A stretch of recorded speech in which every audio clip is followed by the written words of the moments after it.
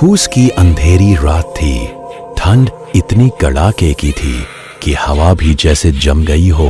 अमावस की रात था और जमीन पर इतना घना कोहरा छाया हुआ था कि हाथ को हाथ नहीं सूझ रहा था।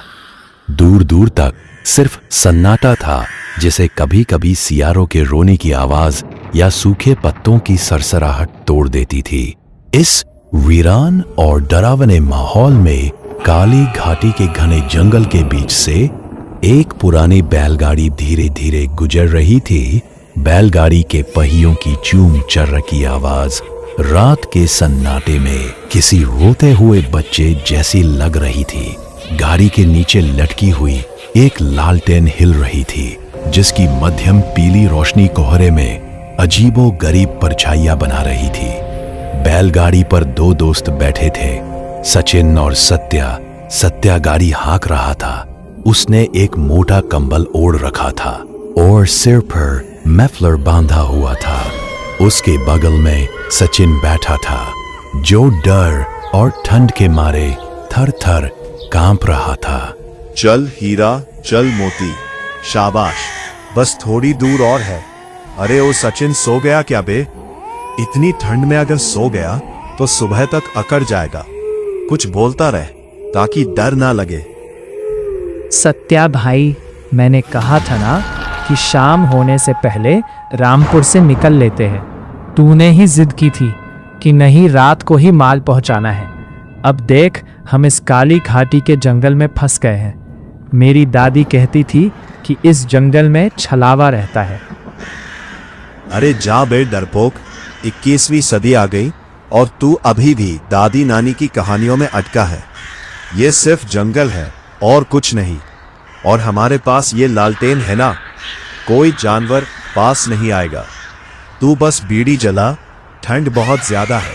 सचिन ने कांपते हाथों से अपनी जेब से बीड़ी का बंडल और माचिस निकाली। ठंड इतनी थी कि उसकी उंगलियां काम नहीं कर रही थी। उसने एक तीली जलाई, लेकिन हवा के झोंके ने उसे बुझा दिया। तभी अचानक दोनों बैल हीरा और मोती ने रुकने का फैसला किया। उन्होंने अपने पैर जमीन में गाड़ दिए और जोर जोर से फुनफुनाने लगे। उनकी घंटियां छन छन करके बजने लगी, जैसे वो किसी खतरे का संकेत दे रहे हो। वे पीछे हटने की कोशिश कर रहे थे, जैसे सामने कुछ ऐसा खड़ा हो जो इंसानी आंखों को दिखाई नहीं दे रहा था। सत्या ने लालटेन को थोड़ा ऊपर उठाया और कोहरे में आगे देखने की कोशिश की। सामने बैलगाड़ी के रास्ते पर कोहरे के बीचों बीच एक धुंधली आकृति खड़ी थी। सचिन, वो देख सामने कौन है, लेकिन कोहरे में साफ साफ दिख नहीं रहा है। लालटेन की रोशनी थोड़ी साफ हुई। सामने एक बूढ़ा आदमी खड़ा था। उसने सफेद रंग का फटा पुराना धोती कुर्ता पहना था। उसके बाल बिखरे हुए थे और वह ठंड से बुरी तरह ठिठुर रहा था। बेटा, ओ बेटा, थोड़ी जगह मिलेगी क्या? मैं पास वाले गांव भानगढ़ जा रहा था, लेकिन इस कोहरे में रास्ता भटक गया हूँ। बहुत ठंड है, मर जाऊंगा बेटा, मुझे अपनी गाड़ी में बैठा लो। सचिन का दिल पसीज गया। इतनी कड़ाके की ठंड में एक बूढ़े आदमी को जंगल में छोड़ना उसे पाप लगा। लेकिन सत्या का दिल जोर जोर से धड़क रहा था। उसे कुछ ठीक नहीं लग रहा था। सचिन, मत रोक, निकल ले यहाँ से। इस आदमी को मना कर दे। जंगल में इतनी रात को कोई शरीफ आदमी नहीं मिलता। मुझे इसकी आवाज ठीक नहीं लग रही। अरे चुप कर, देख नहीं रहा वो बेचारा ठंड से मर रहा है। इंसानियत भी कोई चीज होती है। आ जाओ बाबा, पीछे बैठ जाओ, हम भी भानगढ़ की तरफ ही जा रहे हैं। बूढ़ा आदमी धीरे धीरे लगड़ाते हुए बैलगाड़ी के पास आया। जैसे ही उसने बैलगाड़ी के पिछले हिस्से पर पैर रखा, पूरी बैलगाड़ी एक तरफ झुक गई, जैसे उस बूढ़े का वजन किसी हाथी जितना हो। लकड़ी के पहिए जोर से आवाज करने लगे। बैलों ने एक जोरदार डकार ली और घबराहट में रंभाने लगे। हे भगवान, ये इतना भारी कैसे है? देखने में तो हड्डियों का ढांचा लग रहा था, लेकिन इसके बैठते ही बैलगाड़ी नीचे की ओर धंस गई। बूढ़ा आदमी पीछे बैठ गया। बैलगाड़ी फिर से चल पड़ी, लेकिन अब उसकी रफ्तार बहुत धीमी हो गई थी। बैलों को बैलगाड़ी खींचने में बहुत जोर लगाना पड़ रहा था। सत्या बार बार पीछे मुड़कर देख रहा था। बूढ़ा आदमी बिल्कुल खामोश बैठा था, ना हिल रहा था। वातावरण में ठंड अचानक और बढ़ गई। सचिन को लगा जैसे उसके कान सुन पड़ गई है। बाबा बीड़ी पियोगे? ठंड कुछ कम लगेगी, शरीर में थोड़ी गर्मी आ जाएगी। नहीं बेटा, तुम ही पियो। मुझे आग और जलती हुई चीजों से डर लगता है। बस इसी वजह से मैं बीड़ी हाथ में भी नहीं लेता। सचिन ने गौर किया कि बूढ़े की आवाज बदल गई थी। पहले वो कांप रही थी, अब वो भारी और गूंजती हुई थी। सचिन की नजर बूढ़े के पैरों पर गई। बूढ़े ने अपने पैर कंबल से बाहर निकाल रखे थे। लालटेन की हल्की रोशनी में सचिन ने जो देखा, उससे उसका खून जम गया। बूढ़े के पैर उल्टे थे, एड़ियां आगे की तरफ थी और पंजे पीछे की तरफ, और वो पैर जमीन पर लटक नहीं रहे थे बल्कि हवा में झूल रहे थे। सत्या, बैलगाड़ी भगा, जल्दी भगा। पीछे जो बैठा है वो इंसान नहीं है, उसके पैर उल्टे हैं और उसके पैर जमीन की तरफ नहीं लटक रहे बल्कि हवा में उड़ रहे हैं। क्या बकवास कर रहा है? जब मैंने तुझसे बोला था कि इस तरह सुनसान जंगल में भला कोई आदमी क्या करेगा, तब तूने मेरी बात नहीं मानी। मैं सच कह रहा हूँ, वो छलावा है। जल्दी कर, वरना हम मारे जाएंगे। सचिन ने सत्या की आंखों में देखा। वहां सिर्फ मौत का डर था।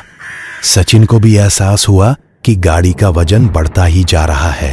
अब बैल चल नहीं पा रहे थे बल्कि घिस रहे थे। सत्या ने हनुमान जी का नाम लिया और बैलों पर जोर से चाबुक मारा। चल हीरा, चल मोती, भागो, जल्दी जल्दी चलो, नहीं तो आज हम लोगों की खैर नहीं। इस छलावे के जान से हमें कोई नहीं बचा सकता।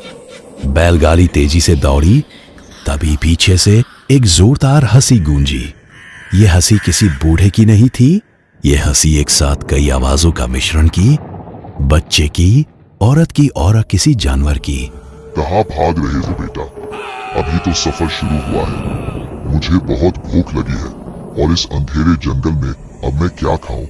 सचिन ने हिम्मत करके पीछे मुड़कर देखा। वहां अब कोई बूढ़ा नहीं बैठा था। वहां एक 9 फीट लंबा साया बैठा था। उसकी आंखें अंगारों की तरह जल रही थी और उसका मुंह कानों तक फटा हुआ था।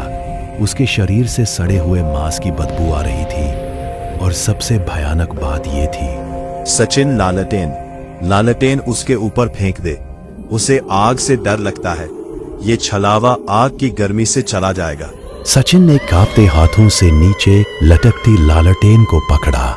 लालटेन का कांच गर्म था। तभी छलावा के हाथ सचिन के गले तक पहुंच चुके थे। उसके नाखून सचिन की चमड़ी में गड़ रहे थे। बजरंग बली का नाम लेकर सचिन ने लालटेन की रस्सी तोड़ी और उसे पीछे बैठे उस छलावे के ऊपर दे मारा। छपाक से लालटेन का तेल बिखर गया और आग भड़क उठी। छलावा के कपड़ों में आग लग गई। एक कान फाड़ देने वाली चीख गूंजी। वो साया बैलगाड़ी से नीचे कूद गया, लेकिन वो अभी खत्म नहीं हुआ था। आग की लपटों में घिरा वो छलावा बैलगाड़ी के पीछे दौड़ने लगा। उसकी रफ्तार बैलों से भी तेज थी। रुकना मत सत्या, आज अगर रुके तो कल का सूरज नहीं देख पाएंगे। बैलगाड़ी को जल्दी से भगा, बस आज की रात किसी तरह से इस जंगल से निकल जाए। बैलगाड़ी उबड़ खाबड़ रास्ते पर हवा से बातें कर रही थी। पहिए कभी भी निकल सकते थे। पीछे से वो जलता हुआ राक्षस उनके करीब आता जा रहा था। जंगल के पेड़ ऐसे लग रहे थे जैसे वो रास्ता रोकने की कोशिश कर रहे हो। तभी सामने एक पुरानी पुलिया आई, जिसके नीचे बरसाती नाला बहता था। गांव के बड़े बुजुर्ग कहते थे कि छलावा बहते पानी को पार नहीं कर सकता, लेकिन पुलिया तक पहुंचने से पहले ही बैलगाड़ी का एक पहिया एक बड़े पत्थर से टकराया। पहिया खड़ाक से निकल गया। बैलगाड़ी एक तरफ पलट गई। सचिन और सत्या हवा में उछले और कीचड़ भरे रास्ते पर जा गिरे धूल और कोहरे के गुबार के बीच। जब उन्होंने सिर उठाया तो देखा कि वह आग का गोला अब उनके सामने खड़ा था। आग बुझ चुकी थी, अब वहां सिर्फ काला धुआं था। उस धुएं के बीच दो लाल आंखें चमक रही थी। बैलगाड़ी के पलटने की आवाज जंगल के सन्नाटे में किसी बम धमाके जैसी गूंजी थी। सचिन और सत्या कीचड़ और सूखी पत्तियों के ढेर पर गिरे पड़े थे। शरीर के हर जोड़ में दर्द था, लेकिन मौत का डर उस दर्द से कहीं ज्यादा बड़ा था। सामने कोहरे के बीच वो काला साया खड़ा था। उसके शरीर से अब आग नहीं बल्कि गाढ़ा काला धुआं निकल रहा था, जो ठंड में जमकर और भी डरावना लग रहा था। उसकी लाल आंखें अंधेरे में जुगनुओं की तरह चमक रही थी, लेकिन उनमें रोशनी नहीं, भूख थी। तुमने मुझे जलाया, मेरे ही जंगल में मुझे ही जलाया। अब मैं तुम्हें नहीं मारूंगा, अभी नहीं। पहले हम खेलेंगे जंगल का खेल। ये कहते ही वो साया अचानक धुएं की तरह बिखर गया और कोहरे में विलीन हो गया। सचिन और सत्या सन रह गए, क्या वो चला गया या इस खेल की एक शुरुआत? तभी एक तेज आवाज आई। उनके बैलों की हीरा और मोती, जो बैलगाड़ी के जुए से बंधे थे, रस्सी तोड़कर जंगल के अंधेरे में भाग गए थे। अब उनके पास भागने का कोई साधन नहीं था। सचिन, उठ, जल्दी उठ। वो गया नहीं है, वो यही कहीं है। हमें यहाँ खुले में नहीं रुकना चाहिए। पुलिया उस तरफ है। अगर हम नाले के उस पार चले गए तो शायद बच जाए। मेरा पैर मुड़ गया है। सत्या, मैं नहीं चल पाऊंगा। तू भाग जा, तू अपनी जान बचा ले। पागल है क्या? तुझे यहाँ छोड़ दूं ताकि वो तुझे नाश्ते में खा जाए। चल, मेरा सहारा ले। और दोनों लोग आगे चलते हैं। दोनों लगड़ाते हुए आगे बढ़े। कोहरा अब इतना घना हो गया था कि उन्हें अपने पैर भी नहीं दिख रहे थे। ठंड इतनी बढ़ गई थी कि उनकी पलकों पर ओस की बूंदें जमने लगी थी। जंगल का रास्ता भूल भुलैया जैसा था। हर पेड़ एक जैसा दिखता था, काले, टेढ़े मेढ़े और डरावने। करीब 15 मिनट चलने के बाद उन्हें लगा कि वे गोल गोल घूम रहे हैं। अचानक सत्या रुका। सचिन, चुप, कोई आ रहा है। सूखे पत्तों पर चलने की आवाज आ रही थी। आवाज उनके पीछे से नहीं बल्कि सामने से आ रही थी। दोनों ने सांस रोक ली। अब तो उन दोनों के जहान में एक ही सवाल था, क्या वो छलावा वापस आ गया? कोहरे से एक आकृति उभरी। वो एक लड़की थी, गांव की साधारण सी लड़की। सिर पर घड़ा रखा था और वो लड़की बेफिक्री से उनकी तरफ आ रही थी, जैसे ये कोई जंगल नहीं बल्कि गांव का बाजार हो। अरे भैया, इतनी घनी और खामोश रात में यहाँ क्या कर रहे हो? इस सुनसान पगडंडी पर इस वक्त कोई नहीं आता। कहीं रास्ता भटक गए हो क्या? या फिर किसी ऐसी जगह आ गए हो जहाँ आने के बाद लोग अक्सर वापस नहीं जाते? हाँ बहन, हमारी बैलगाड़ी टूट गई है। हम भानगढ़ जा रहे थे। क्या तुम हमें रास्ता बता सकती हो? चुप कर सचिन, ध्यान से देख। इतनी रात को इस घने जंगल में और कड़ाके की ठंड में ये अकेली लड़की यहाँ क्या कर रही है? और देख, इसके सिर पर जो घड़ा है वो हिल नहीं रहा। वो पानी का घड़ा नहीं है। सचिन ने गौर से देखा। लड़की मुस्कुरा रही थी, लेकिन उसकी मुस्कान उसकी आंखों तक नहीं पहुंच रही थी। उसकी आंखें एकदम स्थिर थी और वह पलके भी नहीं झपक रही थी। और सबसे डरावनी बात, उसके पैरों में घुंघरू थे, लेकिन चलने पर कोई आवाज नहीं आ रही थी। क्या हुआ भैया? डरो मत, मेरा घर यहीं पास में है। वहाँ आग जल रही है, ठंड भी कम लगेगी। आ जाओ, थोड़ा आग ताप लो। नहीं, हमें वहां नहीं आना। हमें ठीक नहीं लग रहा। हम अपना रास्ता खुद ढूंढ लेंगे। तुम अपने रास्ते जाओ, हमारी फिक्र ना करो। आना तो पड़ेगा सत्या, यहाँ से कोई यूं ही नहीं जाता। और आग तो तुम्हें पसंद है ना? ये सुनते ही सत्या समझ गया, ये वही छलावा है। लड़की ने अपना मुंह खोला और उसका मुंह किसी अजगर की तरह खुलता चला गया। उसके अंदर दांत नहीं बल्कि कीलें थी उसने अपनी गर्दन को अस्वाभाविक तरीके से लंबा किया और सत्या की तरफ लपकी। भाग सचिन, जल्दी भाग। अब यहाँ एक पल भी रुकना हम दोनों के लिए बहुत बड़ी मुसीबत में डाल देगी। दोनों ने अपनी चोट की परवाह किए बिना दौड़ लगा दी। पीछे से लड़की की हंसी गूंज रही थी, जो अब मर्दानी और भारी हो चुकी थी। वे भागते भागते जंगल के एक ऐसे हिस्से में पहुंच गए जहां पुराने बरगद के पेड़ थे। उनकी जटाएं ऊपर से लटक रही थी जैसे फांसी के फंदे हो। अचानक सचिन का पैर किसी जड़ में फंसा और वो मुंह के बल गिर पड़ा। सत्या उसे उठाने के लिए मुड़ा, लेकिन तभी कोहरा छट गया। सत्या के सामने जमीन पर सचिन ही था, लेकिन वहां दूसरा सचिन जैसा दिखने वाला दूसरा इंसान। वही कपड़े, वही चेहरा, वही चोट। अरे भाई, मुझे उठा, मैं असली सचिन हूँ। वो जो तेरे साथ दौड़ रहा था वो छलावा था। क्या बकवास कर रहा है? मैं सचिन हूँ। तू कौन है? सत्या, उसके पास मत जा, वो छलावा है। मैं यहाँ हूँ। सत्या का दिमाग चकरा गया। अब उसके सामने दो सचिन और एक और सत्या थे। एक सचिन पेड़ के नीचे पड़ा था, दूसरा सचिन उसके दाईं ओर खड़ा था और एक सत्या उसके सामने खड़ा था। छलावा ने अपना खेल शुरू कर दिया था। वो उनके दिमाग के साथ खेल रहा था। जंगल का हर कोना अब आईने जैसा था। यह है कैसा माया जाल है, समझ नहीं आ रहा कौन असली है और कौन नकली। सच और छलावे के बीच फर्क करना अब मुश्किल होता जा रहा है।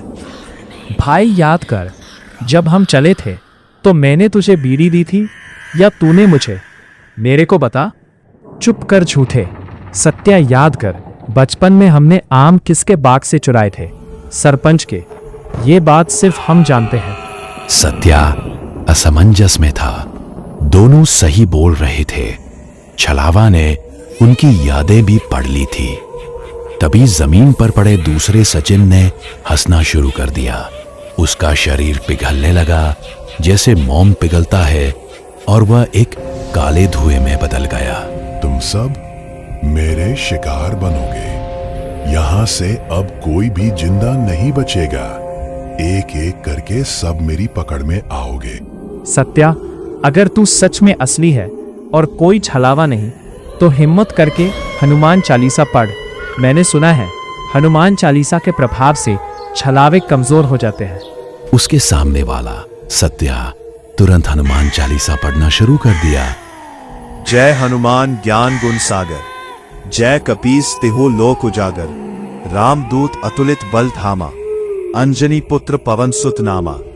जैसे ही असली सत्या ने हनुमान चालीसा पढ़ना शुरू किया, दूसरा सत्या यानी नकली सत्या अपने कानों पर हाथ रखकर चीखने लग। उसकी आवाज फट गई जैसे कोई जानवर रो रहा हो। उसका शरीर ऐंठने लगा और देखते ही देखते वो धुएं में बदल गया। सचिन समझ गया। उसने असली सत्या का हाथ पकड़ा और उसे खींचते हुए ले गया। वे दोनों फिर से दौड़े। हनुमान चालीसा की गूंज ने जैसे कोहरे को थोड़ा काट दिया था, लेकिन जंगल खत्म होने का नाम नहीं ले रहा था। ठंड अब असहनीय हो चुकी थी। अचानक उन्हें सामने एक पुरानी टूटी फूटी कुटिया दिखाई दी। कुटिया के बाहर एक धुनी सुलग रही थी जिसमें अंगारे अभी भी लाल थे। ये जंगल के बीचों बीच किसी अघोरी का डेरा लग रहा था जो अब वीरान था। चल सत्या, उस कुटिया में चलते हैं। वहां आग जल रही है। कहते हैं आग के पास छलावा नहीं आता और कुछ देर के लिए हम सुरक्षित रह सकते हैं। लेकिन अगर वो कुटिया ही छलावा का जाल निकली और आग सिर्फ हमें बहकाने के लिए जलाई गई हो तो? लेकिन हमारे पास और कोई चारा नहीं है। बाहर रहे तो ठंड से मर जाएंगे या वो हमें मार देगा। चल चलते हैं, जो होगा देखा जाएगा। वे लड़खड़ाते हुए कुटिया के अंदर घुसे और दरवाजा बंद कर लिया। दरवाजा बांस और सूखी घास का बना था। बहुत कमजोर कुटिया के अंदर एक अजीब सी महक थी। लोहबान और देसी शराब की फर्श पर राख बिखरी थी और दीवारों पर अजीबो गरीब चित्र बने थे। कोने में एक चिमटा और एक कमंडल रखा था। यह किसी साधु की कुटिया थी जो शायद सालों पहले इसे छोड़ गया था। सचिन ने जल्दी से सुलगती धुनी से कुछ अंगारे अंदर लाए और सूखी लकड़ियां डालकर आग जलाई। आग की गर्मी मिलते ही उनकी जान में जान आई। सत्या, क्या हम सच में बच गए या ये सिर्फ एक भ्रम है? मेरे तो कुछ समझ नहीं आ रहा। क्या असली है, क्या नकली? पता नहीं, बस दरवाजे की तरफ मत देखना, चाहे कुछ भी हो जाए, और आग को किसी भी हालत में बुझने मत देना। तभी कुटिया की छत पर कुछ भारी चीज गिरने की आवाज आई। फिर छत पर किसी के चलने की आवाज। सूखी घास की छत से धूल और तिनके नीचे गिरने लगे। छलावा अब छत पर था। अंदर बहुत गर्मी है ना, मुझे भी अंदर आना है। बाहर बहुत ठंड है। सचिन, दरवाजा खोलो। भाग जा यहाँ से, हम तुझे अंदर नहीं आने देंगे। दरवाजा तो मैं खोल ही लूंगा, लेकिन तब तक मैं तुम्हें एक तोहफा देता हूं। अचानक छत की दरारों से लाल चींटियां और बिच्छू नीचे गिरने लगे। सैकड़ों की तादाद में वे सीधे उनके ऊपर गिर रहे थे। सचिन चीखा, बिच्छू सत्या, बिच्छू। सचिन ने आग से जलती हुई लकड़ी उठाई और हवा में घुमाने लगा। यह सब माया है सचिन, डर मत, यह असली नहीं है। अपनी आंखें बंद कर ले और मंत्र पढ़। सचिन ने कसकर आंखें बंद कर ली। उसे अपने शरीर पर कीड़े रेंगते महसूस हो रहे थे। डंक लगने का दर्द हो रहा था, लेकिन उसने मंत्र नहीं रोका। सचिन ने देखा कि जैसे ही वो मशाल घुमा रहा था, बिच्छू धुएं में बदल रहे थे। यह सब भ्रम था। छलावा उन्हें डराकर कुटिया से बाहर निकालना चाहता था। तभी कुटिया का दरवाजा हिलने लगा। दरवाजा टूटने की कगार पर था। बाहर से आवाज आई। इस बार आवाज सत्या की माँ की थी। बेटा सत्या, दरवाजा खोल, मैं तेरी माँ हूँ। तुझे ढूंढते ढूंढते जंगल पार कराई हूँ। तेरी चिंता में मेरी सांसें अटक रही हैं। बेटा, बस एक बार दरवाजा खोल दे। नहीं सत्या, रुक जा। तेरी माँ घर पर है। ये वो नहीं है, ये वही है जो अपनों का चेहरा पहनकर बोलती है। इसकी बात मत सुन, कान बंद कर ले। तू सही कह रहा है, ये मेरी माँ नहीं हो सकती। मेरी माँ कभी मुझे इस अंधेरे में बुलाने नहीं आएगी। भला उन्हें कैसे पता कि हम कहाँ हैं? उसने कुटिया के कोने में पड़े उस साधु के चिमटे को उठाया। वह लोहे का भारी चिमटा था। उसने चिमटे को आग में डाल दिया। आजा शैतान, सामने आजा। आज फैसला यही होगा। या तो तेरी अंधेरी परछाई इस आग में भस्म होगी, या फिर हम अपनी सांसें यहीं छोड़ देंगे। दरवाजा एक जोरदार झटके के साथ टूट गया। कोहरा और हवा का बवंडर अंदर घुसा और उस बवंडर के बीच खड़ा था वो छलावा। इस बार वो अपने सबसे भयानक रूप में था। उसका शरीर सड़ी हुई लकड़ियों जैसा था। सिर पर सींग थे और आंखें अब लाल नहीं बल्कि खाली काले गड्ढे थे। वो धीरे धीरे अंदर बढ़ा। आग की लपटें उसके पास आते ही नीली पड़ने लगी। कुटिया के बाहर तूफान उग्र हो चुका था। बांस का दरवाजा हर धक्के पर चरमरा रहा था, मानो कोई बाहर से उनकी हिम्मत तोड़ रहा हो। अंदर सचिन और सत्या आग के पास सिमटे थे। ठंड हड्डियों में उतर रही थी और कुटिया में सड़े मांस व गीली मिट्टी की बदबू फैल चुकी थी और वे अब छलावा बहुत करीब आ चुका था। सत्या की नजर दीवारों पर गई। मंद रोशनी में कुछ दिखाई दिखा। सत्या देख, दीवार पर कुछ लिखा है। ये सिर्फ चित्र नहीं है, ये तो कोई कहानी लग रही है। लगता है इसमें कुछ राज छिपा है। सचिन मशाल लेकर धीरे धीरे पास गया। कांपती लौ की रोशनी में दीवार पर बने चित्र साफ होने लगे। कोयले और गेरू से उकेरी गई रहस्यमयी आकृतियां उसकी बनावट ही अनहोनी का एहसास करा रही थी। अगले चित्र में वही आकृति मिट्टी के एक कलश में कैद दिखाई गई, जैसे किसी ने उसे बड़ी मुश्किल से बंद कर दिया हो। और सबसे आखिर में गहरी लाल लकीरों में उभरी एक चेतावनी थी, कलश टूटा तो तबाही तय है। सत्या, हम किसी साधारण कुटिया में नहीं हैं। ये उस काली घाटी के अधोरी बाबा की समाधि है और हम अनजाने में उसकी कैद को कमजोर कर बैठे हैं। अचानक छत की आवाज बंद हो गई। सन्नाटा और भी भयावह लग रहा था। दरवाजे की दरार से गाढ़ा काला धुआं अंदर की तरफ हवा में लहराता हुआ अंदर की तरफ आया। आग नीली पड़ी और बुझने लगी। सत्या, वो आग बुझ रही है, देख रहा है ना? लपटें कांप रही हैं, जैसे किसी ने उन पर सांस फूंक दी हो। जल्दी से कुछ डाल इसमें। सत्या जल्दी से कुछ लकड़ियां उस आग के ऊपर डाल दी। आग फिर से जल उठी, लेकिन तभी बाहर से पंकज की आवाज आई।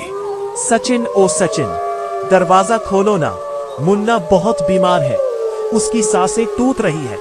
चल जल्दी घर चल, नहीं तो देर हो जाएगी। सचिन सम्मोहित होकर दरवाजे की ओर बढ़ा। होश में आ सचिन, रुक जा। ये कोई इंसानी आवाज नहीं है, ये सब उस छलावे का माया जाल है जो अपनों की आवाज में बोलता है। एक बार दरवाजा खुल गया तो फिर उसे अंदर आने से कोई नहीं रोक सकता। तभी जोरदार धमाका हुआ। छत टूट गई। बर्फीली हवा अंदर घुसी। उल्टा लटका हुआ वो छलावा नीचे झांक रहा था। अब तुम्हारा खेल खत्म मुसाफिरों, बहुत हुआ लुका छिपी। वो छलांग लगाकर अंदर आ गया और उन दोनों के सामने आकर खड़ा हो गया।